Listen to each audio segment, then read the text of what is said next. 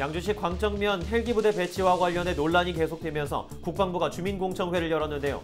주민들이 국방부가 제시한 제안을 받아들이면서 조건부 동의로 가닥을 잡았습니다.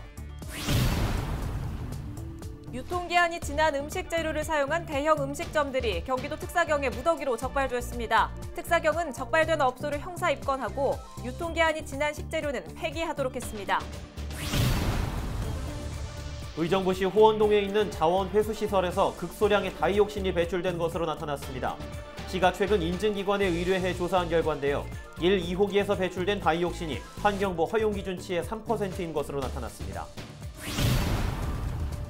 최근 강원도 영월에서 아프리카 돼지열병이 재발함에 따라 경기도가 아프리카 돼지열병 발생 시군에 대해 입산 금지 명령을 내렸습니다.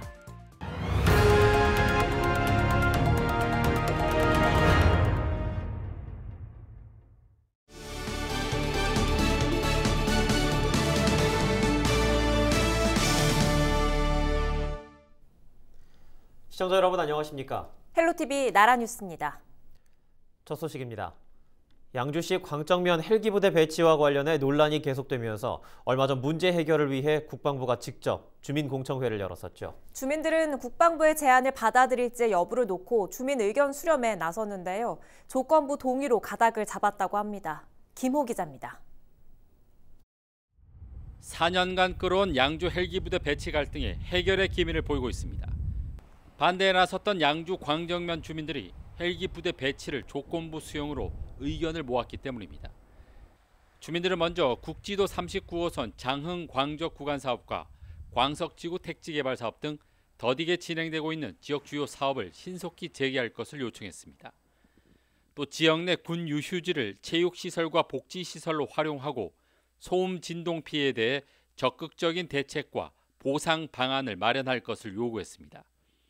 또 군사보호구역 해제 시 군 관련 시설 설치를 금지하고 비행장 주변 하천에서 지역 축제를 개최할 것을 주문했습니다.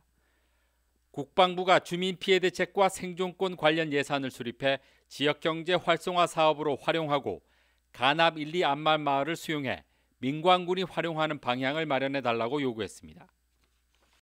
전문가까지 이렇게 둬서 간사회의를 실무위원회로 개편해서 이 문제를 하나하나 테이블에 올려놓고 어떤 그런 로드맵을 보고 거기에 대한 법적, 예산적 관계도 좀 보고 그래서 하나하나 좀 로드맵을 그려서 전체적으로 틀을 만들어가는. 주민 요구와는 별개로 군축도 피해 대책과 발전 방안을 제시했습니다. 먼저 비행안전구역 고도 규제 완화를 검토하고 비행장 인근 부대 기혼자들을 위해 아파트를 매입하기로 했습니다. 비행장 관리 기간제 공무직 근로자를 광정면 주민으로 채용하고 비행장 인근 지역에 태양광 사업을 통해 일부 수익을 주민들에게 환원하기로 했습니다. 헬기 소음을 줄이기 위해 높이 11m의 방음벽을 설치하고 지역 특산물을 구매하는 등 모두 15개의 방안을 제시했습니다. 발생되는 소음에 대해서는 일단 외부로 확산되지 않도록 차단하는 방법인데 그건 지금 방음벽을 39번 도로 연계해가지고서 지금 방음벽 공사 설계가 60% 설계가 지금 거의 마무리 단계에 가 있고. 이 밖에 주민들은 군 사격장 이전과 군사시설 보호 해제, 현금 보상 등 19가지 의견을 추가로 군축에 전달했습니다. 양주시는 주민과 군축이 제시한 조건을 조율해 양측이 서로 납득할 수 있는 최종 합의안을 만들 계획입니다. 민간군 협의체와 또 의회가 함께 공유하면서 우리 주민들의 피해를 최소화하고 군 부대의 그 피해를 최소화할 수 있는 그런 방법을 계속 발굴하도록 하겠습니다. 하지만 주민들이 제시한 30가지 조건 가운데 국방부가 어느 정도 수준까지 받아들일지 또 국방부가 받아들이지 못한 조건 가운데 주민들이 물러서지 못하는 조건이 있다면 여전히 협상 결렬 가능성도 남아있어 향후 민관군 협의에 이목이 집중되고 있습니다. 헬로티비 뉴스 김호입니다. 유통기한이 지난 음식 재료를 사용한 대형 음식점들이 경기도에 무더기로 적발됐습니다. 경기도 특별사법경찰단은 지난달 7일부터 16일까지 외식 프랜차이즈 가맹점 등 유명 음식점 360곳에 대한 수사를 벌여 89곳을 적발했습니다. 적발 유형별로는 유통기한이 지난 제품을 보관하거나 판매한 곳이 38곳으로 가장 많고 원산지 허위 표시 33곳, 메뉴판과 음식 주재료가 다른 경우도 5곳이 적발됐습니다. 특사경은 적발된 업소를 형사 입건하고 유통기한이 지난 식재료는 폐기하도록 했습니다. 유통기한이 지난 식재료를 사용할 경우 3년 이하의 징역이나 3천만 원 이하의 벌금에 처해집니다. 동두천시 상패동에 추진 중인 국가산업단지 조성사업 착공이 6월에서 9월로 미뤄졌습니다. 동두천시는 일부 사업지에 대한 협의 보상이 이뤄지지 않아 수용 재결을 진행 중이라고 밝혔습니다. 하지만 시는 당초 계획대로 2023년 준공을 목표로 사업을 진행한다는 방침입니다. 동두천 국가산단은 99만 제곱미터 규모로 조성되며 먼저 26만여 제곱미터의 섬유와 화학, 1차 금속 등 7개 업종 50여 개 기업이 입주할 예정입니다. 의정부시가 다음 달부터 노숙인들에게 일자리를 제공합니다. 이를 위해 시는 최근 코레일, 의정부시 희망회복종합지원센터와 관련 협약을 맺었습니다. 협약에 따라 코레일은 일자리 예산을 지원하고 의정부시과 희망회복종합지원센터는 노숙인들에게 환경미화 등의 일자리를 제공합니다. 의정부역 일대는 노숙인 관련 민원이 가장 많은 곳으로 알려졌습니다.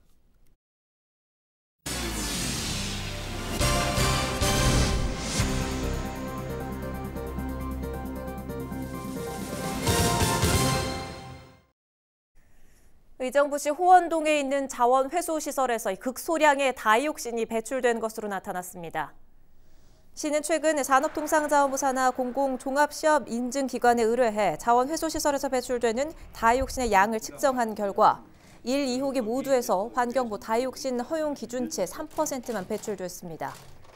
의정부 자원회수시설은 관내에서 발생된 생활 폐기물을 소각하는 곳으로 일일 최대 200톤을 소각할 수 있는 용량으로 지어졌습니다. 시는 이 시설의 다이옥신 배출량을 분기별로 측정하고 있습니다. 최근 강원도 영월에서 아프리카 돼지열병이 재발함에 따라 경기도가 아프리카 돼지열병 발생 시군에 대해 입산 금지 명령을 내렸습니다.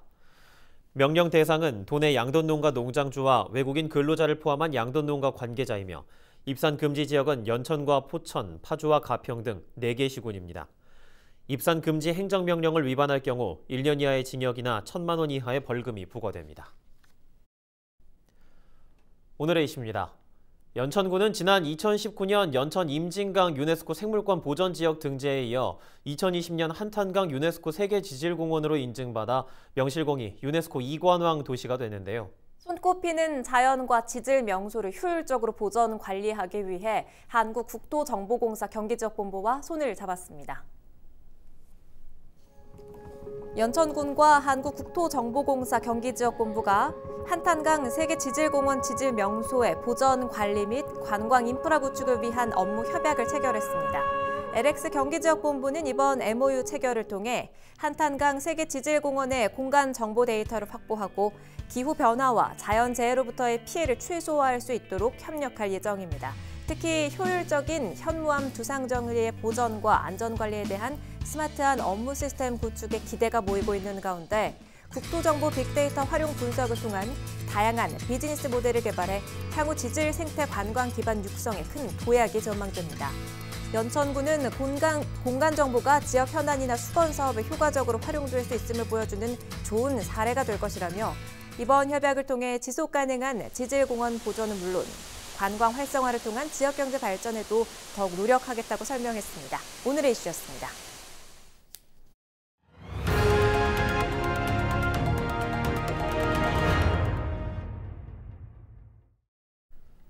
학교 통폐합, 인구 소멸 위기, 농촌으로 갈수록 상황은 더욱 심각하죠. 그래서 지난해 전국 최초로 경남에서 시작한 작은 학교 살리기 프로젝트가 주목을 받고 있습니다. 이 학교 관심 있게 보시면 좋겠습니다. 권정숙 기자가 보도합니다. 경쾌한 음악을 들으며 신나게 타는 풍선 미끄럼틀. 친구들과 만들어보는 비눗방울은 재미를 더해줍니다. 푸른 잔디 위 마치 놀이공원 같은 이곳은 다름 아닌 초등학교의 수업 현장입니다. 에어바운스에서 방방이 이렇게 뛸 때도 재밌었고 미끄럼틀 슝 탈 때도 재밌었어요. 인천에서는 이런 에어바운스랑 비눗방울 이렇게 재밌는 거 많이 안 해봤는데 고성 와서 많이 해봤어요. 학생 중심의 교육 환경에 최현철 씨는 사남매를 데리고 고성으로 왔습니다. 주거까지 해결되자 과감히 결정했습니다. 임대주택 제공하는 게 크고요. 그다음에 코로나19 상황에서도 대면 수업이 가능하고 여러 가지 교육 프로그램을 운영한다고 하는 게 큰 장점인 것 같습니다. 학생 수가 줄며 통폐합을 걱정해야 했던 학교에 변화가 시작된 건 작은 학교 살리기가 시작되면서입니다. 맞춤형 수업에 돌봄과 방과 후 수업 등을 무료로 지원하고 체험과 자연학습 등이 더해지자 입소문이 났습니다.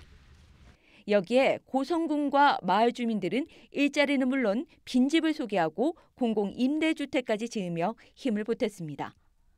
그러자 불과 1년 새 5학급 10명이던 학교는 6학급 24명으로 늘었고 마을에는 이미 5가구가 전입했습니다.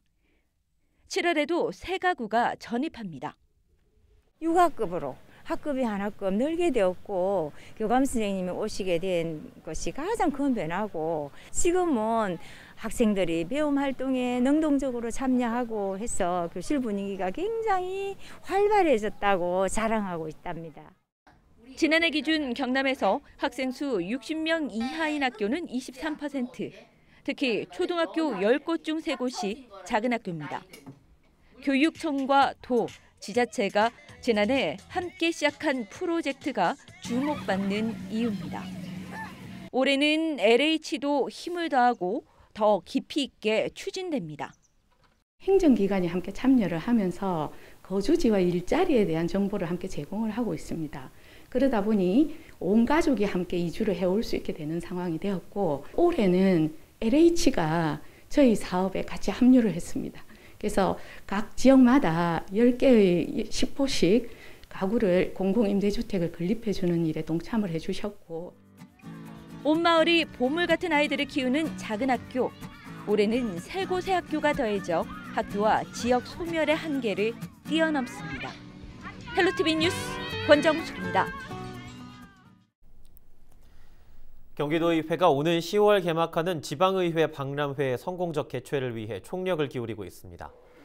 장영국 의장은 원래 조회를 통해 지방의회 박람회 성공을 위해서는 TF는 물론 모든 구성원이 함께 협력해야 한다고 당부했습니다. 또 각각의 지방이 다양한 미래를 이야기할 수 있는 소통의 장이 될 수 있도록 철저한 준비를 요청했습니다. 지방의회 박람회는 오는 10월 25일부터 사흘간 수원 컨벤션센터에서 진행될 예정입니다. 경기도의회가 포스트 코로나 시대를 대비해 분야별 전문위원으로 구성된 정책자문위원회를 출범하고 본격적인 활동에 들어갔습니다. 이를 위해 지난 4일 정책자문위원회 출범식이 열렸습니다. 이 출범식에서는 경기도 의원과 연구원, 교수 등 외부 전문가로 구성된 30명의 위원이 위촉됐으며 위원장에는 정책자문위원회 조례를 대표 발의한 김우석 의원이 선출됐습니다. 정책자문위원회는 보건복지, 기후환경, 지역경제 등 분야별 위원회를 구성하고 분기별 회의를 통해 앞으로 포스트 코로나와 관련된 사업 제안과 대처 방안 등을 연구하게 됩니다. 전국 지방의회 최초로 운영되는 정책자문위원회는 코로나19로 일상의 변화를 경험한 도민에게 꼭 필요한 정책을 통해 경제 회복과 민생 안정을 주도해 나갈 것으로 기대를 모으고 있습니다.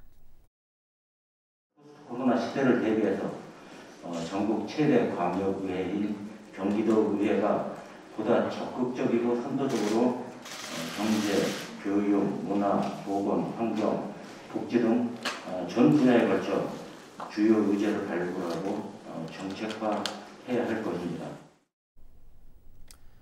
이지혜 아나운서 혹시 귀 청소 자주 하시나요? 그럼요. 세수하거나 샤워하면서 꼭 귀 청소하는 것 같아요.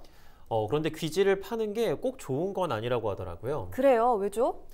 귀지는 약간의 산성을 띠고 있어서 곤충과 세균을 막는 역할을 하거든요. 샤워할 때 물이 귀에 들어갈 때도 있는데 그럴 때도 그런가요? 예, 맞습니다. 어떤 분들은 귀지를 파낸다고 이쑤시개를 이용하는 경우도 있는데 귀 속에 상처가 나면 세균에 감염될 수 있기 때문에 절대 안 되고요. 귀에 물이 들어갔을 때도 면봉보다는 헤어드라이어의 찬바람으로 말리는 게 좋다고 합니다. 귀 청소는 아주 가끔 부드럽게 조심해서 해야겠네요. 오늘 뉴스 여기서 마치도록 하겠습니다. 고맙습니다.